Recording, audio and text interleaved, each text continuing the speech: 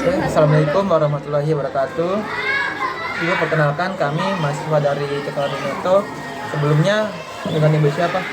Saya perkenalkan, nama saya Ibu Primawarni SPD. Sebelumnya kami minta izin untuk melakukan wawancara mengenai literasi siswa SD. Oke, dalam kesempatan ini saya terima kasih atas kesempatan yang diberikan kepada saya selaku guru di SD 6 Bogar untuk memberikan pemahaman tentang literasi yang berada di sekolah SD 6 Bogar. Masalah literasi itu dari kelas 1 sampai dengan kelas 5, di sini ada pembiasaan.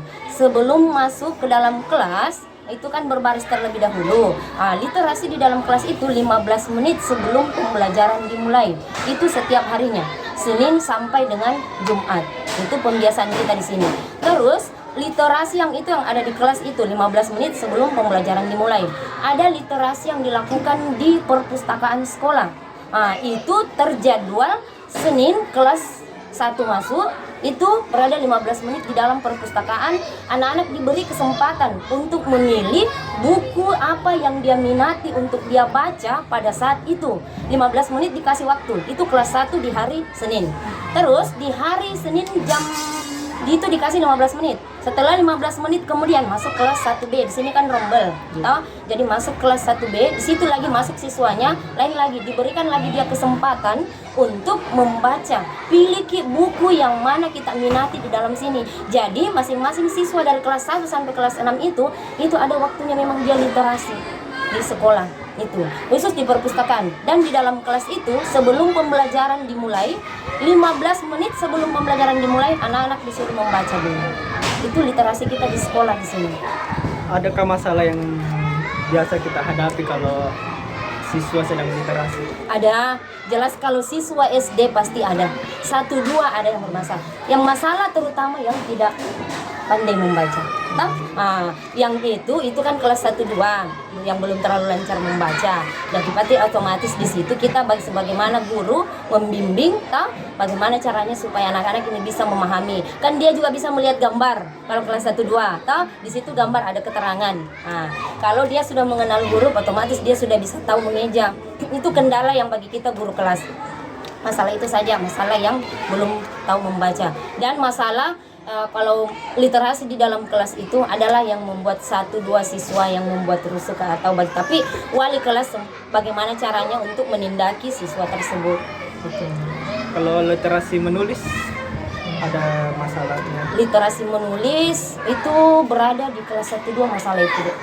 Kalau kelas 3 sampai kelas 6 otomatis dia semua pandai semua. Tapi di kelas 1-2 masih ada yang dibimbing, masih ada yang dipegang tangannya untuk literasi menulis. Dalam proses pembelajaran tak biasa literasi,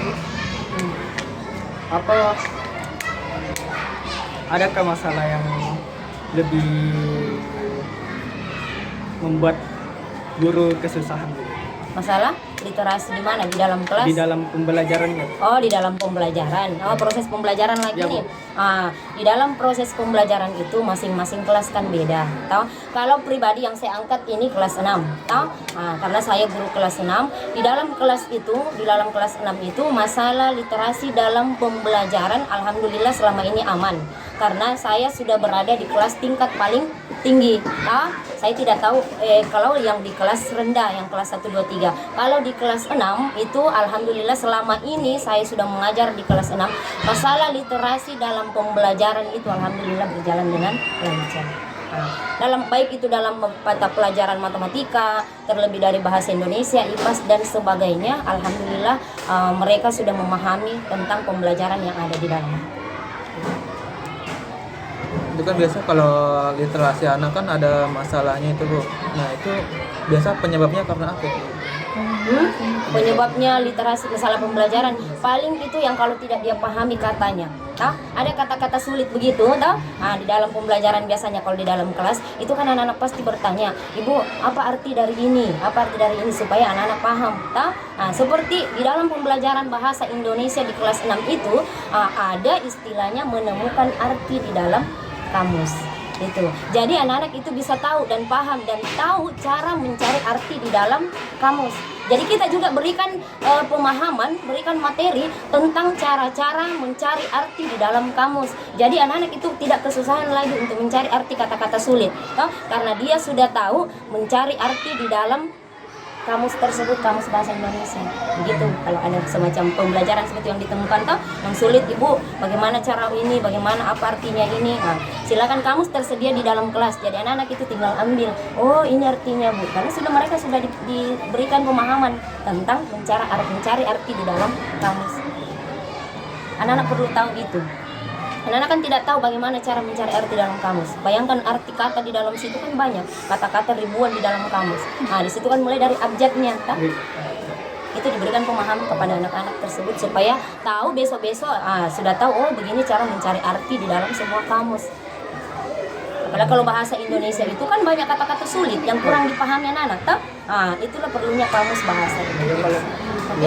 Terima kasih banyak atas waktunya Bu. Oke, sama-sama deh. Atas nama Ibu. Atas nama Ibu Primawarni. I just had to let you know you're